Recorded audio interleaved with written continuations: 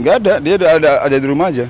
Oh, ada di rumah. Nah, dan siap udah siap memenuhi pemanggilan pemeriksaan polisi untuk tanggal 13. Tanggal 12.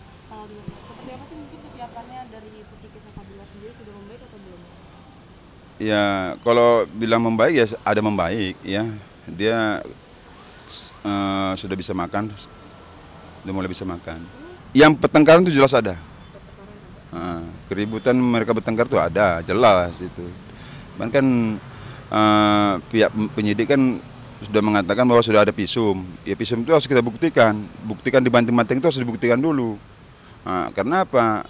Akibat sumber itulah netizen akhirnya klien saya jadi bulan-bulanan netizen. Seperti itu. Ya, kita minta perlindungan hukum kepada Kapolri dan kepada Presiden agar polisi bisa netral dalam menangani kasus ini. Ya, kalau permintaan Rizky kepada kita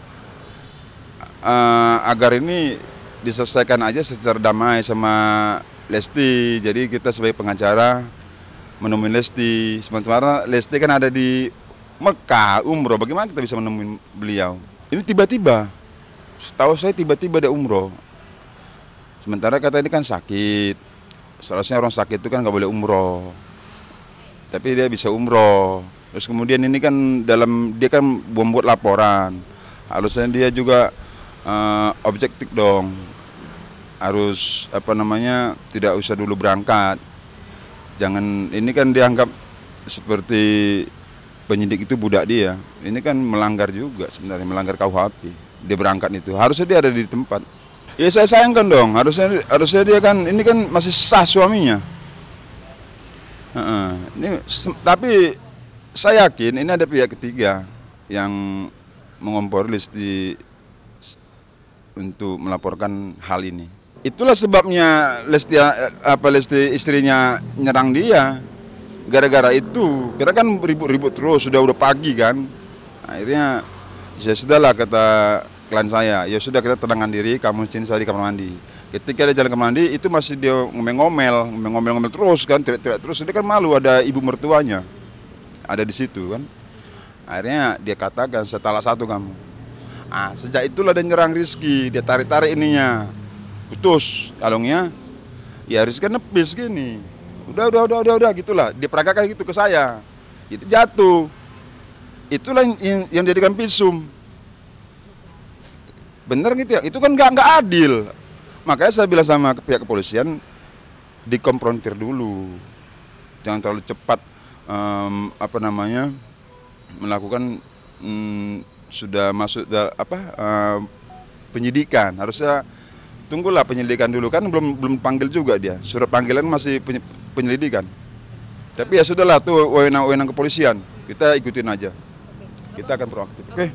Harapan saya begitu, karena Rizky dia mencintai istrinya. Rizky tidak mau, klien saya tidak mau dia cerai dengan istrinya. Berarti dia memang tidak pernah berlaku kasar bersama Lesti nggak sih, Bang? Dulu mungkin. Iya, kalau pertengkaran ya biasa, tapi kalau untuk lempar bola biliar itu nggak benar, fitnah. Hanya pertengkaran biasa lah suami istri kan. Jadi Bilar sendiri curhat nggak ke abang gitu, kayak adanya kasus ini, terus kayak ada yang dia sesalkan juga nggak sih, Bang? nggak ada. Dia nggak menyesali karena dia ini nggak bersalah, dia bilang. Kenapa nggak bersalah? Udah damai sama istrinya. Lalu kalau dia sudah damai sama istrinya, kenapa dia harus minta maaf sama polisi? Istrinya menyuruh kau minta maaf dulu sama kakak, minta maaf dulu sama polisi. Ya Bilar mana mau, saya salah apa? Gitu. Abang sendiri kasihan nggak sih sama, kan abang kan kakak sepupunya Bang Bilar ya? Iya. Kasihan nggak sih melihat Bang Bilar yang sekarang kondisinya lagi di bawah banget? Bukan kasihan lagi, nama juga adik. Saya ini berbicara kebenaran ya Mbak ya. Saya bukan bicara kebohongan. Siap. Nah, dia udah siap. Tanggal 13 jam 1 insya Allah dia hadir. Mudah-mudahan dia tidak masuk rumah sakit. Kita kan nggak tahu, tiba-tiba dia pas hari A-nya stres masuk rumah sakit, ya besok aja di sana. Gitu, oke. Sebelumnya sudah menjenguk Dede Lesti berulang kali kabarnya, bener Bang? Satu kali dia besuk ke rumah sakit. Dan mereka tuh peluk-pelukan, suap-suapan lagi. Bukan Sri Segar ternyata yang menyuap si Lesti. Lesti juga nyuap dia, mereka peluk-pelukan. Berarti masih mesra ya? Ya mesra-mesraan. Komunikasi masih terjalin lancar bang antara Bilar sama Lesti gitu? Setahu saya sampai tadi malam lancar, maka saya heran. Kenapa Lesti terus tetap bertahan? Harusnya Lesti cabut aja laporan selesai damai. Ini kan masalah delik aduan. Cukup dia mencabut laporan selesai sudah. Nah, bicaralah sama awak media, minta maaf atas kejadian ini.